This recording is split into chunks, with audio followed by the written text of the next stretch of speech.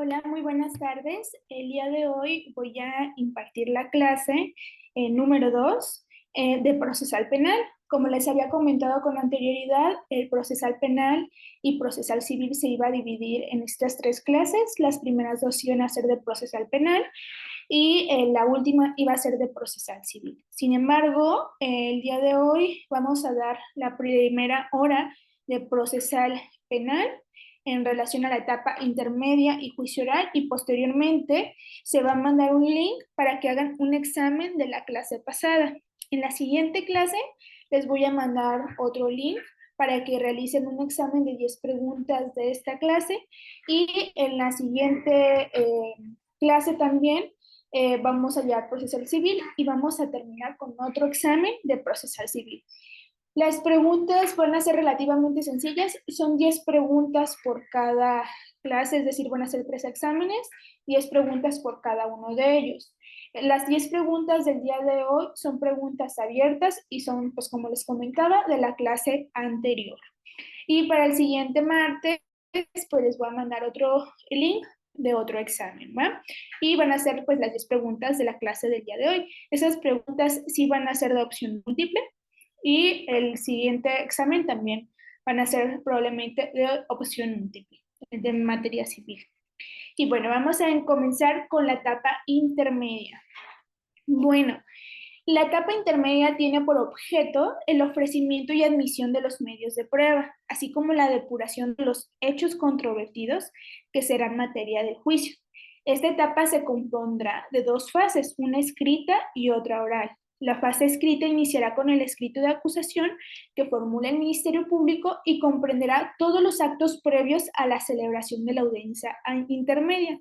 La segunda fase dará inicio con la celebración de una audiencia intermedia y culminará con el dictado de una autoapertura a juicio. ¿Ok? Bueno, hace un momento les comenté que esta etapa inicia cuando se presenta la acusación.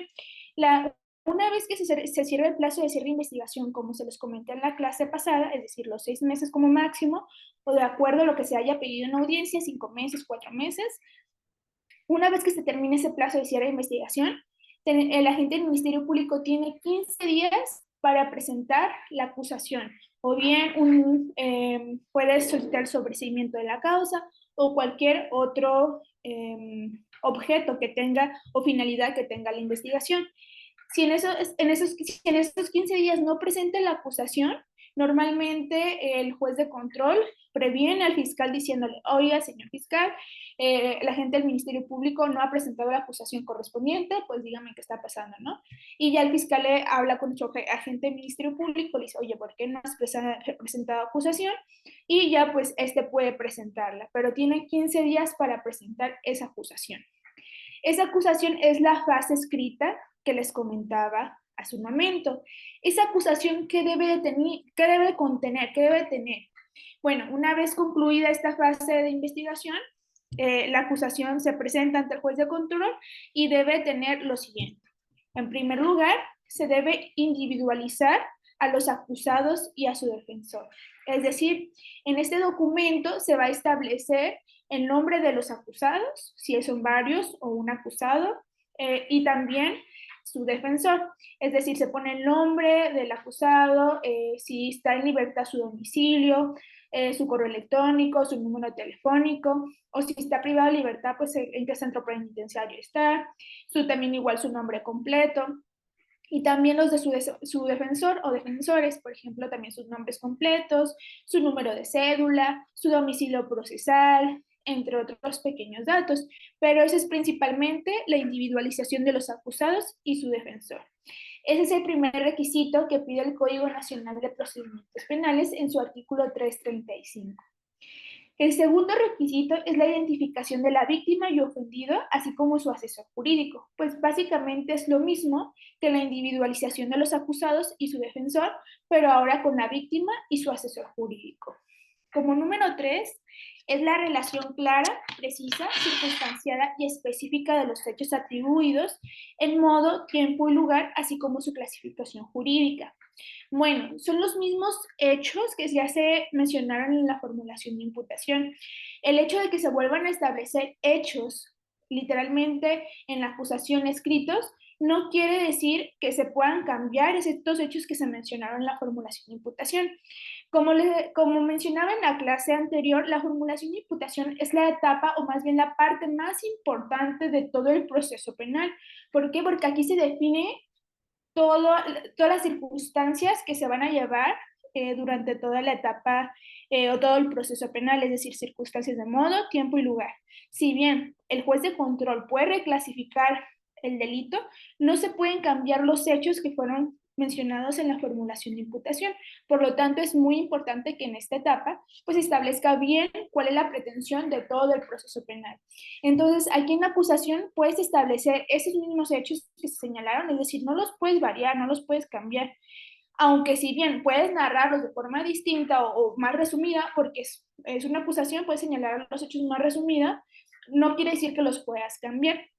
Lo que sí podrías cambiar es la clasificación jurídica, porque la gente del Ministerio Público hasta ese momento sí puede cambiar la clasificación jurídica. ¿Qué era la clasificación jurídica? También lo mencionábamos con anterioridad, que era el hecho delictivo, la forma de consumación, la forma de intervención, entre otros aspectos. Entonces, eso es muy importante y lo señala el mismo artículo que les comentaba, y es la relación clara, precisa, circunstanciada y específica de los hechos atribuidos en modo, tiempo y lugar, así como la clasificación jurídica. En cuarto lugar, se solicita que la relación de las modalidades del delito que concurrieron, por ejemplo, hay hechos delictivos que no solamente incluyen, bueno, cuentan con calificativas, por ejemplo, el delito de robo, ¿no?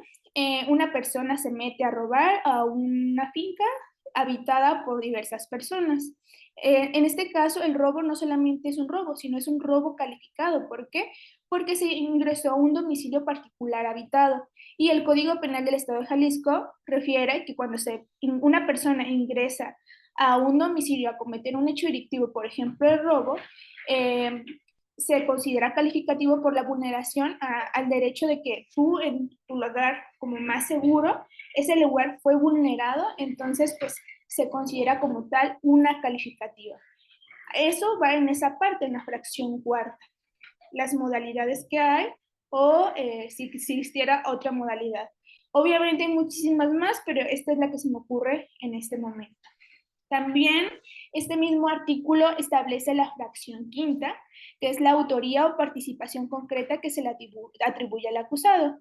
Que, bueno, en este caso, que era también se los explicaba con anterioridad, lo relacionado a la autoría, bueno, o participación. El Código Penal del Estado de Jalisco, o el Código Penal Federal también, establece cuáles aspectos o qué, no, sí, qué aspectos de autoría o participación se le puede atribuir a una persona. Por ejemplo, uno de ellos era la autoría material, que creo que con anterioridad pues ya les puse un ejemplo, y la autoría pues va a depender de acuerdo a cómo se haya cometido el hecho delictivo. Por ejemplo, en un delito de robo, supongamos en un ejemplo que les ponía hace un momento, una persona ingresa a un domicilio a robar pues ciertas pertenencias, pero resulta que esta persona no estaba solo, había más personas que lo estaban apoyando a cometer ese hecho delictivo y cada uno se dividió las funciones diferentes. Por ejemplo, una persona ingresó al domicilio a agarrar las otras cosas. Otra persona estaba esperando fuera para ayudarlo a cargar esos objetos. Otra persona estaba vigilando que no pasara los dueños de la casa o que no se despertara, no sé, pero se dividieron las funciones cada uno de las personas involucradas. Esto para poder consumar el hecho delictivo. Bueno, aquí podemos hablar de una coautoría y nomás tenemos que establecer por qué es una coautoría y qué hizo cada una de esas personas para poder cometer el hecho delictivo.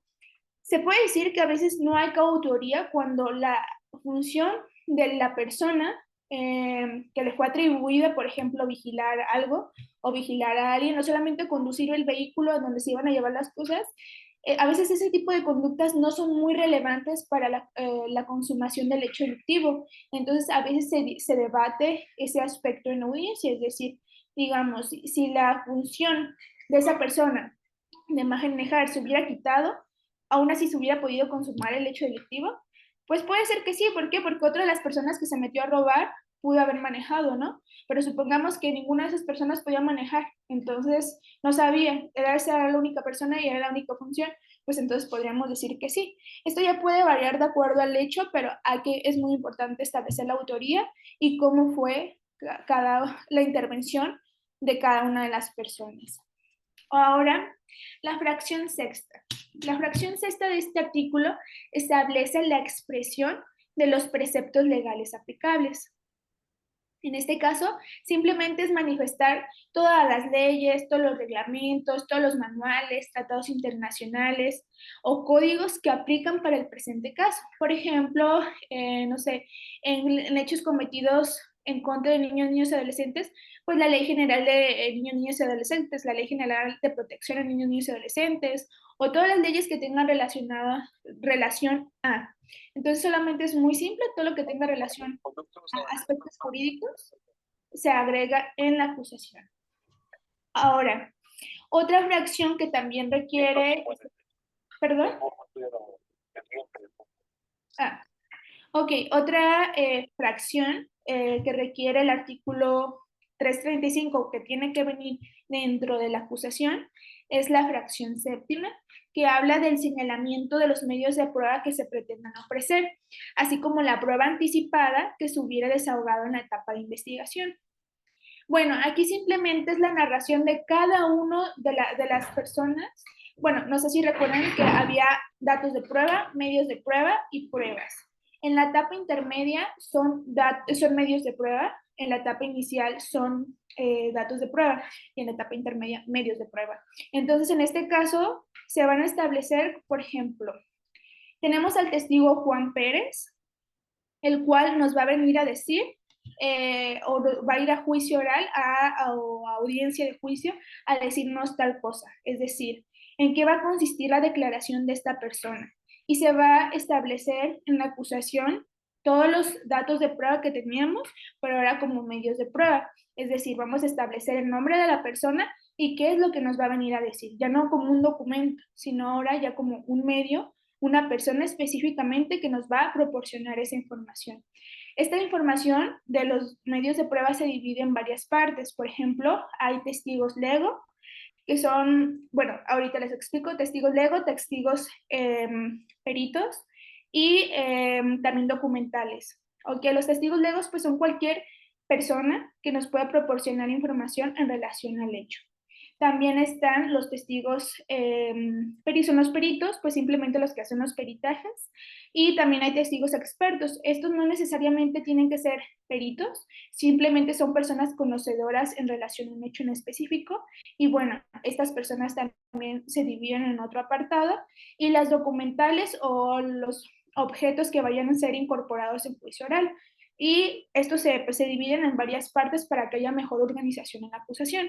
Obviamente el Código Nacional de Procedimientos Penales no establece cómo se tiene que establecer el señalamiento de los medios de prueba, pero sí es muy importante que haya organización para que se pueda entender. Así como estas documentales también se tiene que establecer en el mismo apartado con quién van a ser incorporadas o bien si son otro tipo de objetos, se tiene que establecer quién no las va a incorporar. Por ejemplo, no las va a incorporar el perito tal o el testigo lego tal. Otra fracción que nos requiere también la acusación es el monto de la reparación del daño y los medios de prueba que se ofrece para probarlo. Una de las finalidades de este sistema procesal penal o el sistema penal es la reparación del daño a la víctima. Entonces, en la acusación es muy importante establecer el monto de la reparación del daño. Digamos, en un delito de violencia familiar, tenemos como reparación del daño la cantidad de 50,000 pesos. Pero, ¿qué medios de prueba yo tengo para demostrar que son estos 50,000 pesos? Bueno, aquí yo puedo meter al perito que realizó el dictamen psicológico en el cual se establece que yo le tengo que pagar 10,000 pesos a la víctima derivado a citas con el psicólogo. También tengo Otro medio de prueba que es, no sé, digamos, un médico que expidió varias recetas médicas en relación a varios tratamientos por las lesiones que le causó el imputado, ¿no? Y estas recetas van por alrededor de 30,000 pesos. Entonces aquí pues ya vamos descifrando, vamos estableciendo los medios de prueba que nos ayudan a demostrar este monto de la reparación del daño. Entonces, en este apartado se pone el monto de la reparación del daño y los medios de prueba que se necesitan para poder demostrar este monto de reparación del daño. Ahora, tenemos otra fracción, que es la fracción novena. En esta fracción se establece la pena o medida de seguridad cuya aplicación se solicita, incluyendo en su caso la correspondiente al concurso de delitos. Bueno, esta fracción tiene un debate muy en lo particular porque hay personas que consideran que esta es la pena, la medida de seguridad, es de acuerdo a lo que considera la gente del Ministerio Público. Otros bien, pues no dicen, señalan que no debe ser así, bueno, hay un gran debate, pero bueno, esto simplemente es la pena que va a corresponder al hecho delictivo eh, por el cual se le vinculó a proceso. Se pone aquí básicamente la pena. No me voy a meter a más detalles porque es un poco complejo de comprender, pero pues aquí simplemente pones la pena, ¿ok? Otra fracción es la décima, que son los medios de prueba que el Ministerio Público pretenda presentar para la individualización de la pena y en su caso para la procedencia de sustitutivos de la pena de prisión o suspensión de la misma. Aquí también es poner o establecer todos los medios de prueba para poder demostrar la pena que tú como agente del Ministerio Público vas a solicitar de acuerdo al hecho delictivo. Normalmente a veces en las fiscalías o los agentes del Ministerio Público no saben que no solamente se tiene que investigar para esclarecer el hecho, sino también para demostrar la reparación del daño y también la pena que amerita la persona que está siendo investigada. Es decir, yo como agente del Ministerio Público puedo hacer investigación respecto a si esta persona tenía un buen comportamiento en su trabajo, cómo era esta persona, etcétera. ¿Por qué? Porque eso puede resultar como, pues si tú te pones a leer la carpeta de investigación, puedes decir esto para qué lo quieren. Pues no es para esclarecer el hecho, pero sí para una etapa posterior y es importante hacer este tipo de investigaciones porque después lo vamos a necesitar en la acusación. Y lo que hacen normalmente en las fiscalías es establecer en ese apartado. Bueno, todos los medios de prueba que se mencionaron en el punto tal van a ser utilizados para este punto. Y ya, no se meten en problemas porque a veces no saben desarrollar bien este punto, pero sí es muy necesario hacer una investigación en relación a la pena o medida de seguridad. Como fracción décima primera, tenemos la solicitud de decomiso de los bienes asegurados. En este caso, simplemente es cuando hay bienes pues sí, asegurados o en decomiso. Por ejemplo, podría ser en el delito de despojo, digamos, o no sé, cualquier otro delito, que haya un bien asegurado, ¿no? Enriquecimiento ilícito, creo que es un mejor ejemplo. Muchas ocasiones, cuando hay el delito de enriquecimiento ilícito, se aseguran una gran cantidad de bienes, todo lo relacionado pues al hecho delictivo. Entonces, pues aquí los podremos establecer si tenemos bienes asegurados.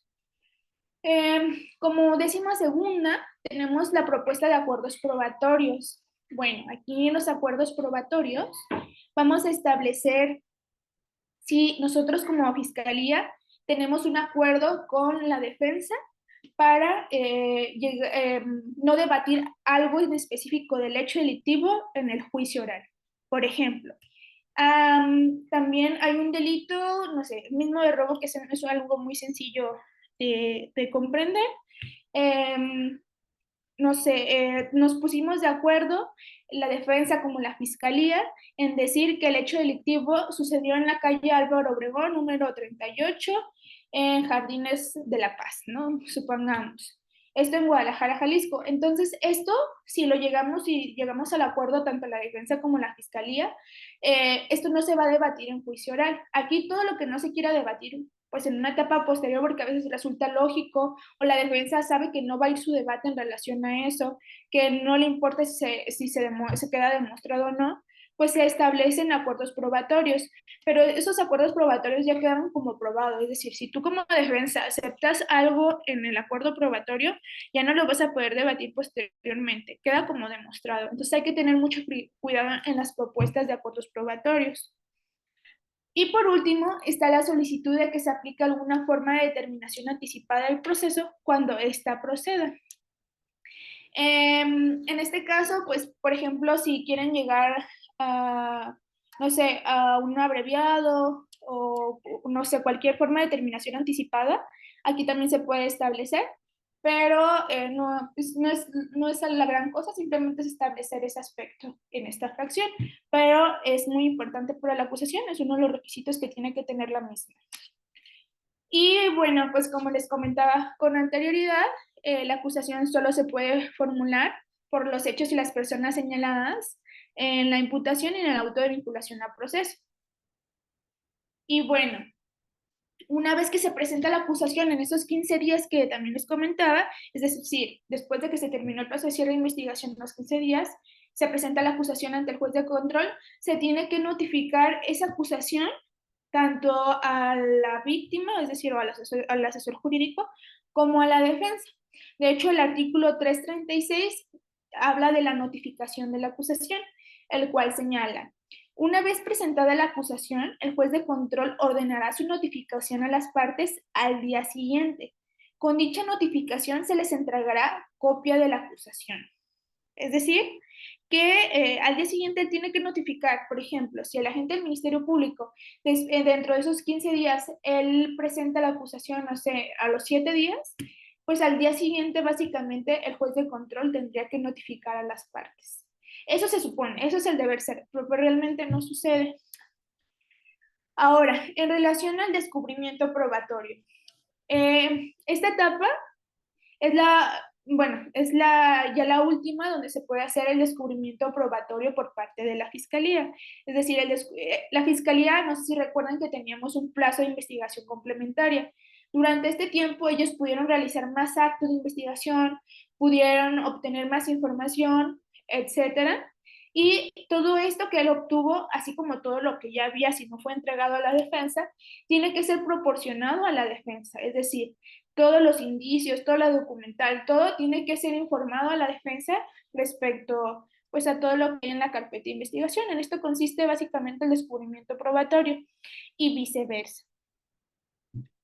Bueno, aquí también la víctima o el ofendido, en este caso junto con su asesor jurídico, también deben descubrir sus medios de prueba que pretenden ofrecer en la audiencia de juicio. Y esto de acuerdo a los plazos que se establecen en el artículo 338 y 340 del mismo Código Nacional de Procedimientos Penales, que ahorita lo checamos con mucho gusto.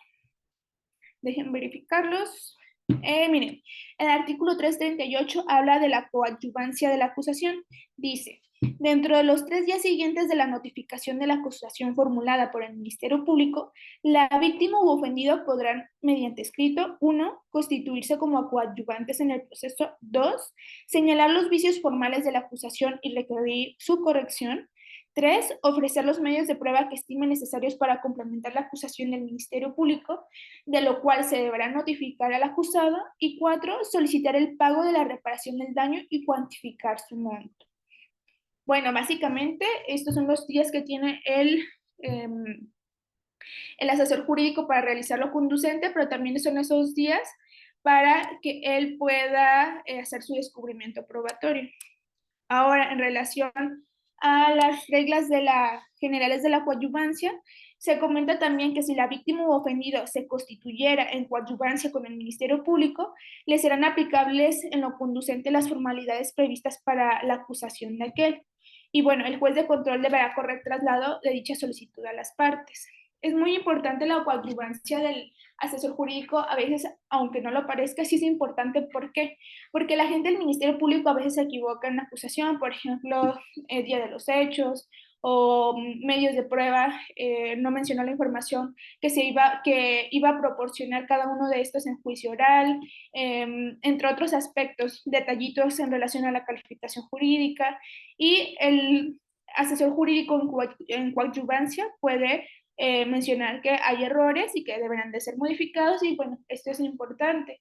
A veces dejamos a un lado la acusación diciendo que no es una etapa, no es un elemento importante para el juicio o para la etapa procesal penal, pero es muy importante. A mi consideración, es una de las más importantes. ¿Por qué? Porque si es tan mala acusación, el auto de apertura a juicio, pues probablemente también está mal.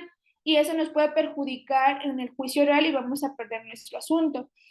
En la acusación se establece que nos va a qué nos va a decir cada testigo en juicio oral, es decir, este testigo nos probará las circunstancias de modo, tiempo, lugar de los hechos suscitados el día tal. Pero si nomás ponemos, este testigo nos vendrá nos irá a probar o nos probará con su dicho o nos dirá con su dicho que el día 17 de noviembre Juan golpeó a María, ¿no? Pero él no solamente iba a decir eso, sino que él iba a establecer circunstancias, por ejemplo, también del lugar de los hechos, nos iba a decir dónde fueron los hechos, a qué hora empezaron los hechos, etcétera. Y como ya se limitó nomás a decir en la acusación que él iba o va nomás a hablar respecto a que tal persona golpeó a otra persona, pues ya se limitó su dicho a eso solamente. Y normalmente en el auto de apertura a juicio, este se basa en la acusación, es decir, el auto de apertura a juicio es el documento en el que se basa todo el juicio oral.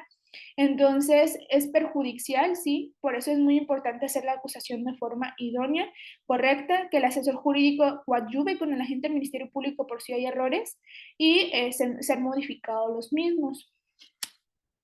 Ahora, en relación a la actuación del imputado en la fase escrita de la etapa intermedia, bueno, el artículo 340 del mismo Código Nacional establece que dentro de los 10 días siguientes a que fenezca el plazo para la solicitud de coadyuvancia de la víctima u ofendido, el acusado o su defensor, mediante escrito dirigido al juez de control, podrán hacer 4 aspectos. El primero de ellos es señalar vicios formales del escrito de acusación y pronunciarse sobre las observaciones del coadyuvante, si lo considera pertinente y también requerir su corrección. No obstante, el acusado o su defensor podrán señalarlo en la audiencia intermedia, es decir, para la defensa no aplica igual que con el agente del Ministerio Público o con el asesor jurídico. Aquí, si hay vicios formales, la defensa lo puede señalar también en audiencia. Ellos, si lo quieren hacer por escrito, adelante, y si no, pues también lo pueden hacer en audiencia.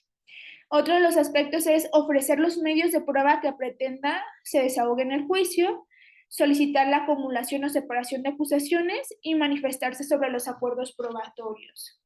Bueno, ¿a qué nos referimos con solicitar la acumulación o separación de acusaciones?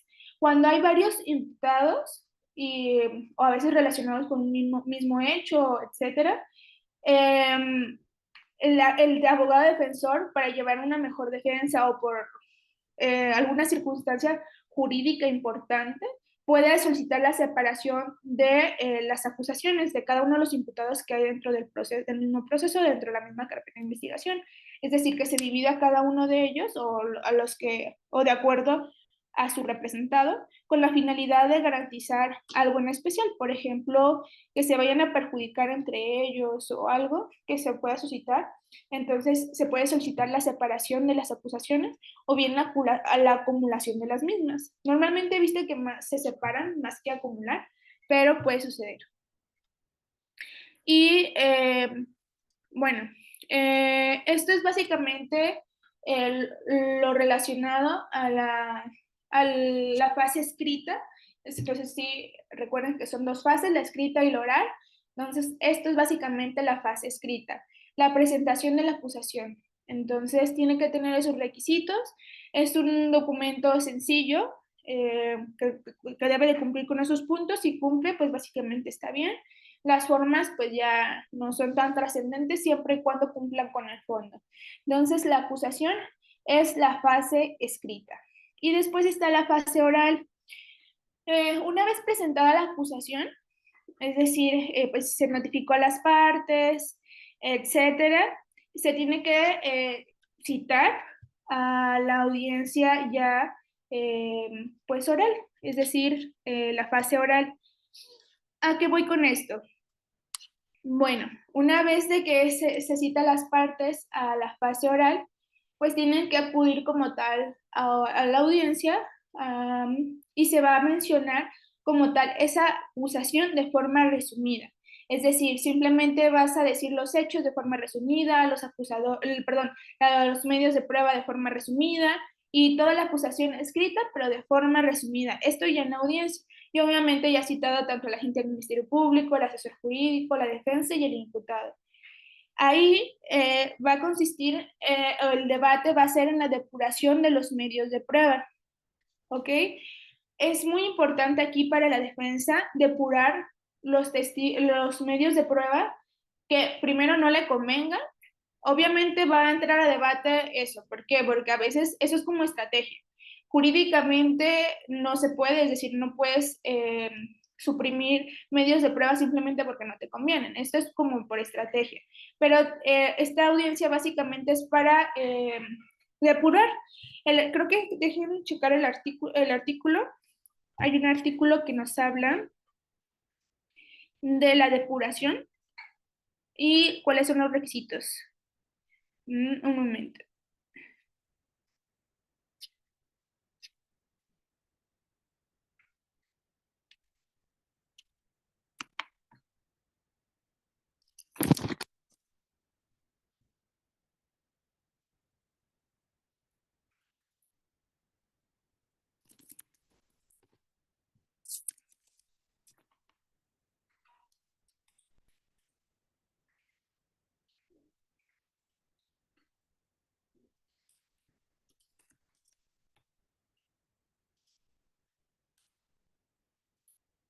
Aquí está. Es el artículo 346. Habla de la exclusión de medios de prueba para la audiencia de debate.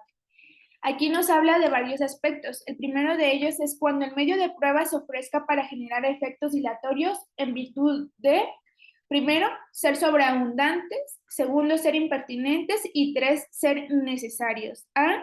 Se refiere a sobreabundante por referirse a diversos medios de prueba del mismo tipo, testimonial, documental o que acrediten lo mismo, ya superado en reiteradas ocasiones. Aquí les voy a poner ejemplo. Por ejemplo, en delitos relacionados a corrupción, a veces para demostrar que el servidor público era servidor público, se pueden presentar varios documentales, por ejemplo, el nombramiento, documentales relacionados a los pagos, por ejemplo, nóminas, para demostrar que se le pagaba como un servidor público, o bien otro testigo como una testimonial del jefe diciendo que sí, que él era servidor público, que trabajaba con él, y así hay varios medios de prueba que se podrían obtener para demostrar que esta persona era servidor público. Pero esto puede ser sobreabundante porque van a demostrar lo mismo y solamente van a retardar como tal la audiencia de juicio oral. ¿Por qué? Pues se va a demostrar lo mismo. ¿Para qué queremos a tres testigos hablando lo mismo? O tres personas, la de recursos humanos hablando del nombramiento, o la persona de, no sé, sí, también de recursos humanos hablando de nóminas, o también hablando al jefe diciendo que trabajaba con él. Entonces creo que lo fundamental solamente sería uno, y aquí se puede objetar como ser abundante y decir que solamente se queda con un testigo. También, bueno, los impertinentes que les mencionaba hace un momento, que es por no referirse a los hechos controvertidos, que haya un testigo que no ni siquiera hable de los hechos materia del hecho, por ejemplo, que el delito sea abuso de autoridad y que esta persona nos esté hablando de un suceso completamente distinto, pues realmente, pues para qué lo queremos en juicio oral, ¿no? También podemos decir que es impertinente. Y también cuando son innecesarios por referirse a hechos públicos, notorios e incontrovertidos, es decir, pues que ya son hechos conocidos y que no son materia de debate, pues realmente no es necesario como tal, pues que se quedan para juicio oral, entonces podría ser también materia de debate. Otro aspecto para poder eh, llevar a cabo la exclusión es por haberse obtenido con violación a derechos fundamentales. Por ejemplo, hay datos de prueba que para poderse obtener se vulneraron derechos humanos. No siempre, pues no es lo ideal, pero digamos una orden de cateo, ¿no? Va una persona, van varios elementos de la policía, van a un domicilio, llevan a cabo la orden de cateo y encuentran varios objetos de no sé, indicios con los cuales se comete un hecho ilícito. En este caso, supongamos que los aseguran, los llevan, etcétera, pero dichos objetos se recabaron sin que la orden de cateo todavía se proporcionara, es decir, que el juez de control todavía no efectuaba como tal la orden de cateo, todavía no la aceptaba, entonces se hizo la orden de cateo antes de tiempo y bueno, entonces todo lo que localizaron como tal pues es vulneratorio a derechos fundamentales, entonces se podría solicitar que todos esos indicios o todos esos medios de prueba que haya de por medio, pues sean excluidos. Otro punto es por haber sido declarados nulos, es decir, en una etapa de vinculación a proceso, esos datos de prueba fueron declarados nulos, pues vuelves a mencionar que están metiendo datos de prueba nulos y que pues realmente no es necesario. Y por último, por ser aquellos que contravengan las disposiciones señaladas en este código para su desahogo, es decir, pues igual que vulneren derechos o que sean, ya sea que no cumplan con los aspectos formales que tiene que cumplir un medio de prueba, pues también aquí se pueden excluir de alguna forma. Aquí hay varias teorías, por ejemplo, la teoría del fruto del árbol envenenado o teorías diversas que nos ayudan a poder excluir estos datos de estos medios de prueba, perdón. Hay tesis jurisprudenciales aisladas que nos pueden ayudar a demostrar tal hecho.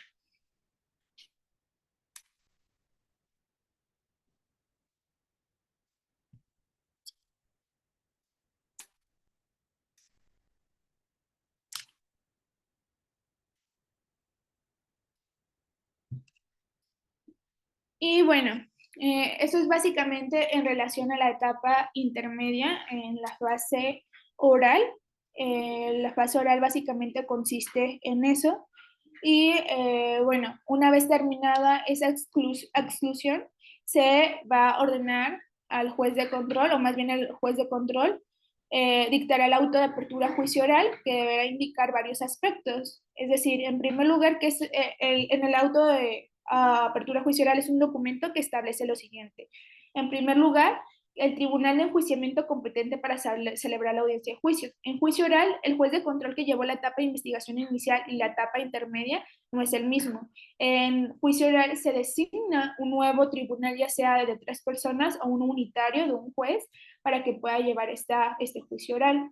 En segundo lugar, es la individualización de los acusados, es decir, lo mismo que les comentaba anteriormente, su nombre, su domicilio, sus datos personales. En tercer lugar, las acusaciones que deberán ser objeto del juicio y las correcciones formales que se hubieran realizado en ellas, así como los hechos en materia de la acusación. Básicamente es la acusación, pero ya toda corregida de acuerdo a lo que se llevó en la etapa de la etapa oral, en la etapa intermedia, perdón. Entonces, básicamente va a ser eso. Y pues como les comentaba, los acuerdos probatorios, los medios de prueba admitidos, los medios de prueba que en su caso deban de desahogarse en audiencia de individualización de sanciones, las medidas de resguardo de identidad, las personas que deben ser citadas a la audiencia, las medidas cautelares que hayan sido impuestas al acusado, y pues básicamente es lo que tiene que tener el auto de apertura a juicio oral y va a ser el documento en el que se va a basar completamente la etapa de juicio oral. Perdón. Bueno, hasta aquí es algo muy sencillo dentro de lo que cabe la etapa intermedia. A veces puede parecer un poco confusa por el hecho de todo lo que se tiene que ver, todos los requisitos que tiene que tener. Es una etapa muy formal, pero bueno, el Código Nacional de Procedimientos Penales nos establece específicamente qué contiene la que debe contener la acusación, que es la etapa o la fase escrita, y que es lo que se va a desarrollar en la fase oral, que bueno, es la exclusión de medios de prueba, así como de otros datos que haya dentro de la misma investigación. Y bueno, básicamente en esto consiste la etapa intermedia.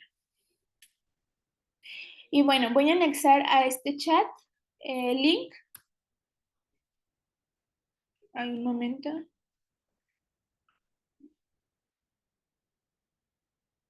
Bueno, hasta este momento es la clase de la etapa intermedia. Voy a anexar como tal el link del examen. Son 10 preguntas para que las puedas realizar cuando puedas.